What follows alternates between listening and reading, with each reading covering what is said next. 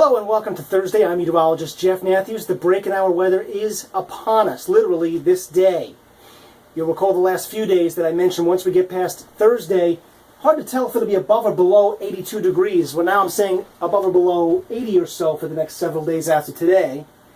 And then a slight cool down as we go through Sunday, Monday, and Tuesday. This is really not a very rapid cooling trend, but at least it is going to cool off and the humidity is going to lower as well.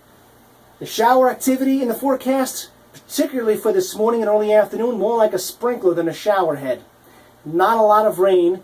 If you see any, it'll be a shower or two, just a little bit of light rain, like not even enough to open the umbrella, that kind of thing, not even enough to put the wipers on full time. The temp and humidity break, they are just about here. It starts later this afternoon and really comes in tonight and tomorrow in earnest. Meanwhile, the event forecast is a notable thing to be checking out below this video forecast because there are events going on this weekend and they are weather dependent. A look at the radar for the country. This is the only thing of interest to me. Just a broken, thin line of showers. There may be a rumble of thunder embedded in there, but by the time they get across the lakes this morning and early afternoon, probably fizzles out because the lakes, being cooler than the land, have a habit of kind of tempering things. It's a new word. Tempering things as the storms move across. So the high pressure from yesterday that brought the heat and humidity that combined with its sister is gone out to sea. The front's moving in. Chance for a shower or two, very light rain. It passes through by 2 o'clock. Clearing begins to develop. The high builds in behind, bringing cooler, drier air, at least cooler for what we've had lately. And as you can see, this front showing up on the infrared satellite imagery across the country, not very impressive. This is the storm that's driving it. The storm itself is actually impressive for July. You don't usually see it this intense for July. But it's all about where the storm is headed and how far away it's going to be from us as to how much influence it has. And this all goes into being part of my forecast. So here's the sequence of events. The front comes through this morning and early afternoon. Any shower activity goes away after 2 o'clock. You'll see rapid clearing with bright sunshine for the rest of the day. That storm, though, moves up into eastern Canada and then comes to a halt. It puts on the brakes. It slows its row, if you know what I'm talking about. And it sits and kind of spins.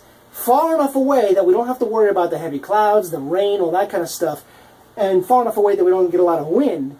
But enough wind channels between that low and the next incoming progressive high that cooler air comes in from Canada, suppresses the hot high further south, if you will, and I know you will. And so these little weather systems are going to pirouette through and around that storm center and that high pressure center. So the next one to come through tonight and tomorrow will bring fair weather, and then a pocket of lower pressure will scoot through tomorrow night and bring some clouds, and just the absolute slightest chance for an overnight shower. And then another little pocket of lower pressure will move through Saturday night. I don't think it'll spawn anything, just some passing clouds. And then Sunday, another little area of lower pressure. So there'll be a sequence of events here where high and low and low and low come through. But they're very weak, they're very quick moving, they're rotating around this parent storm in eastern Canada. So what you can expect for the next 24 is that low in eastern Canada brings cooler, drier air by tonight, at least relative to what we've had. And this area of high pressure brings bright sunshine for late this afternoon, clear sky tonight, a bright start to your Friday, but then it's already out to sea, and some clouds edge in for Friday night. Have a look at the almanac. 90 for yesterday. I missed it by 1. Nothing in the rain bucket from yesterday. And sunrise is getting close to 6 a.m. again, and sunset is before 8:30. I will have your 7-day forecast in 60 seconds.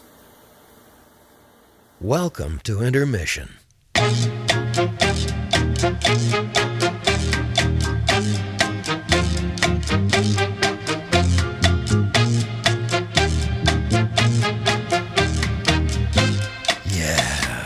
Intermission.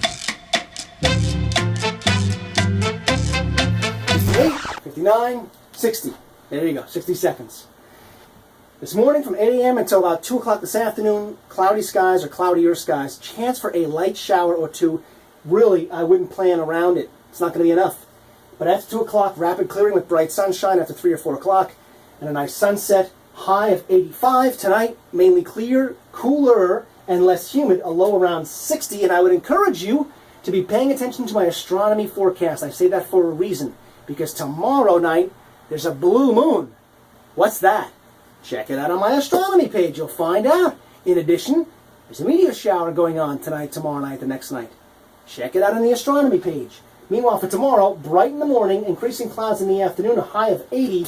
It could be an overnight while we sleep sprinkle into Saturday morning, but I wouldn't worry about it. Saturday night, the same deal. So we're talking about increasing sunshine this afternoon, partly sunny Friday, partly sunny Saturday. Good chance for some storms Sunday afternoon and Monday afternoon. But notice the trend is cooler through Tuesday and Wednesday of midweek. That is your 7-day forecast. Hey, it's up to you to make it a great day. I'm Greg, and I love my Central New York Weathertainment.